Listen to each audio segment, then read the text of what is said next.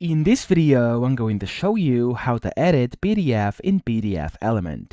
Now, the first thing you have to do, you want to go to the Home tab up top, and you have two options. You could either go and click on this arrow next to Edit All, and you can select whatever you want to edit, for example, all, just text, just images, or just links, or you could just click on this Edit tool over here on the left, and it's going to open up kind of your editing mode, okay? Now, here you can see it's going to basically create like rectangles when you hover over different things. For example, I have this text here. I can just click on here and I can start editing. I can start adding text in here. I can start deleting words like this. I can start replacing things, stuff like that. You have a bunch of different options. I could also hover over things and basically change their sizes, fonts. I could make it bold. I could make it underline, italic, whatever I want. I can actually do in here and edit the PDF that way. Now, of course, if I scroll down over here, you can also see I can also kind of highlight these different shapes like that, and I'll be able to kind of resize these as well. And of course, I'll be able to change them.